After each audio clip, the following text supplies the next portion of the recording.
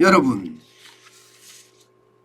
이번 파업을 보니까 동남아로 핵심 생산 거점을 옮기기를 잘했다, 이렇게 이야기하는 인터뷰가 매일경제신문에 실렸습니다.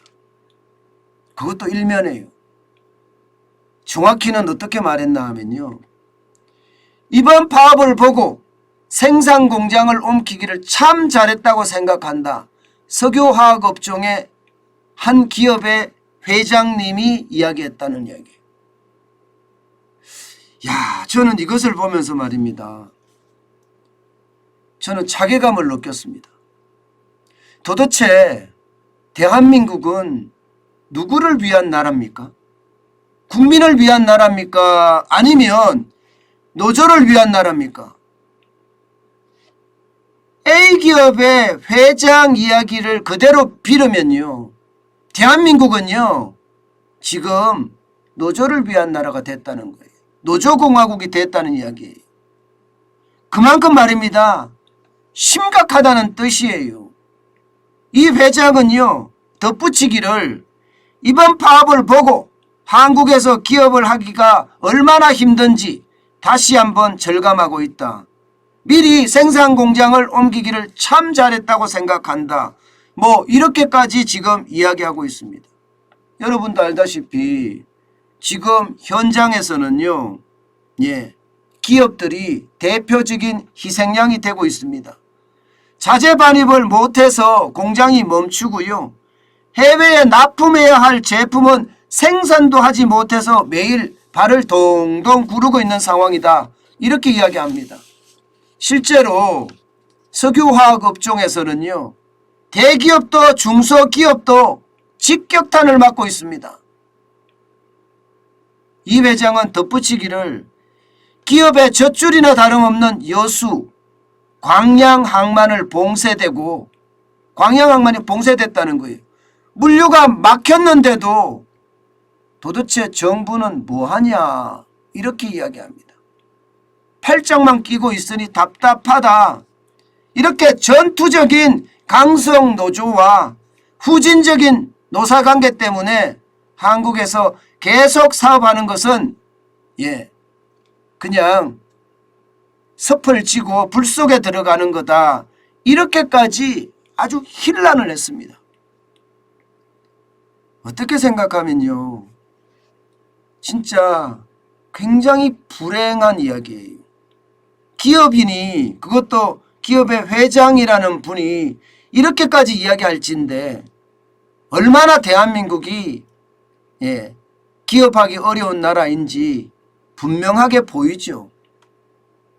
지금 여러분도 알다시피 노조는요, 민주노총의 화물연대는 온 나라를 쥐고 흔들고 있습니다. 이게 나라입니까? 저는 이게 나라인지 모르겠어요. 국민들은 도대체 어디에 있나요? 지금 국민들은 경제난으로 죽을 둥 살 둥 모르면서 뛰어다니고 있습니다. 그런데 파업이나 하면서 소주가 서울로 올라가는 것도 맞고, 맥주가 부산으로 내려가는 것도 맞고, 고속도로도 점거하고, 도대체 이 나라는 어디로 가고 있는 겁니까? 진짜 이 A기업의 회장의 이야기를 들으면요, 소름이 쫙 끼칩니다. 지금 제가 여러분들에게 말하고 있는 와중에도요, 소름이 쫙 끼쳐요. 이 나라가 도대체 이렇게 가다가 어떻게 될란지 말입니다. 사실 화물연대의 안심운임제는 전 정부, 문재인 정부에서 만들었어요. 더불어민주당에서 만들었어요. 그러면서 컨테이너 기사나 트럭 기사에게 월급이 굉장히 많이 올라가게끔 만들었습니다. 그러니 이들은 진짜 생존권 다툼이 맞아요. 200만 원에서 420만 원까지 올라갔으니 월급이 벌이가 월급이라고 해야 되는 거 알죠? 벌이가. 그러니 사투를 할 수밖에요. 이거 넣으면 안 되거든요. 근데 문제는 정부 입장에서는 시멘트 기사나 컨테이너 기사에게만 이 안심 운임제를 도입해야 되느냐. 다른 데도 도입해야 될 거 아니에요. 그럼 용달차까지 도입을 해야 돼. 용달차까지. 예, 그러면 나라 재정이 그게 되겠습니까? 불가능하죠. 예, 그러니 정부 입장에서 딜레마야. 뭐 어떻게 할 수가 없는 거예요. 이 와중에 기업들은 어떻게 되겠습니까? 고래 싸움에 새우등 터진다고 해외로 다 나갑니다. A 회장이 말했던 것처럼 잘 나가고 있다. 참 잘했다는 생각이 든다. 이렇게 하는 게 맞습니다. 여러분 보세요. 얼마나 많이 나가는지. 2016년까지만 하더라도 해외 직접 총 투자액은요 404억 7천만 달러였습니다. 그런데 문재인 정부가 들어서면서 급격하게 늘어나고 있어요. 급격하게. 예, 2019년에는요 648억 5천만 달러까지 늘어나더니 2020년에는 약간 주춤했어요. 주춤했다고 하더라도 571억 3천만 달러까지 올라갔습니다. 2021년에는 최악이에요. 758만 7천만 달러가 해외 직접 총 투자액입니다. 물론 여기엔 주식 투자도 있고 다른 투자도 있겠죠. 그렇지만 문재인 정부의 신노조 정책이 싫어서 많은 기업들이 떠났던 겁니다. 많은 기업들이. 그러니 이 기업들은 도대체 떠난 기업들은 그 자리가 어떻게 됩니까? 빈자리가 되잖아요. 일자리는 없어지고 결국 그들은요 해외에 나가서 쉽게 말하면 잘 먹고 잘 사는 거예요. 그러면서 문재인 정부는요 리쇼링 정책을 썼어요. 리쇼링 정책. 해외에 있는 공장을 끄집어 데리고 오겠다 이거죠. 여러분 같으면 오겠습니까? 여러분 같으면? 아니 지옥이 뻔한데 그 지옥에 들어간다고요? 해외 공장 있는 사람들이 들어왔다가도 다 망하는 형국이니 이게 안 들어옵니다. 저는 이게 말이 안 된다고 생각을 해요. 문재인 대통령이 3주년 특별담화 때인가요? 리쇼링 정책 쓴다고 했습니다. 대통령 입에서 리쇼링 정책을 해서 기업들에게 파격적인 혜택을 주겠다고 했어요. 그런데 기업들은요 이 말을 아무도 안 믿었습니다. 아무도. 그러니 기업들은요 리쇼링 한다고 해도 여러분 보세요. 3주년 때면 2020년일 거 아니에요. 안 들어와요.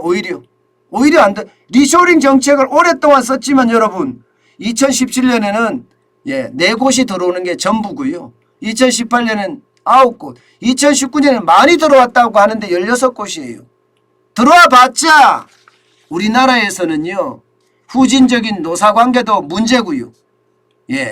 여기에 공무원들의 어떤 행포도 문제고요. 여기에 정부의 적극적인 지원이 없다는 것, 그것도 문제입니다. 그러니 누가 오겠냐고요. 아무도 오지 않죠. 올 들어서도 5월달까지만 하더라도 이제 11곳이 11곳. 오히려 말입니다. 지금 리쇼링 정책으로 해외 공장을 국내로 들이는 것이 아니라 오히려 국내 공장을 해외로 빼려고 합니다. 예를 들어서 제지 공장 같은 데는요. 지금 해외 이전까지 검토를 하고 있습니다. 벌써. 원재료 가격이 상승을 하고 있고요. 안심운임제가 되면 물류비 부담이 훨씬 커지기 때문에 차라리 해외로 이전하는 게 낫겠다. 이런 이야기가 나오는 이유입니다. 여러분, 나라라는 것은 함께 사는 겁니다. 나의 욕심을 채우기 위해서 불법을 강행한다면, 법 위에 서 있다면요, 그 나라는요 미래가 없습니다. 원칙과 법치가 살아있어야 되거든요. 그렇지 않으면 대한민국은요 저기 태평양 밑으로 침몰할 수밖에 없어요. 오죽했으면 그 A 회장은 이렇게 이야기합니다. 물류가 막혔는데도 물류가 막혔는데도 정부는 팔짱만 끼고 있으니 답답할 따름이다. 이렇게 이야기합니다. 답답할 따름이다. 정부가 팔짱을 끼고 있다고 이야기할 정도면 여러분 그만큼 심각하다는 이야기잖아요. 그죠? 저는요 이게 시스템적으로 지금 뭔가 무너지고 있는 느낌이 오거든요. 이게 화물연대 파업이 안심운임제, 안전운임제인가요? 네, 안전운임제, 안심운임제를 이게 더 확대하지 않으면 통제되기가 굉장히 어려울 것 같아요. 그 와중에 우리 경제는 어떻게 될까요? 저는 우리 경제가 윤석열 대통령 말대로 경제태풍이 지방까지 모조리 썰어버릴까 봐 걱정입니다. 제발 대화라는 게 있잖아요. 그리고 타협이라는 게 있잖아요. 여기에 원칙과 법치가 적용이 된다면 대한민국은 살기 좋은 나라가 될 겁니다. 노조 근로자의 권익을 보호하는 거 당연히 있어야 됩니다. 그런데 상식 위에, 원칙 위에, 법치 위에 그렇게 군림하는 노조는 저는 필요 없다고 생각을 합니다. 그만큼 말입니다. 제발 지금 바닥에서 진짜 어려워하는 국민들을 좀 생각해 주셨으면 좋겠어요. 참 안타깝고 답답하네요.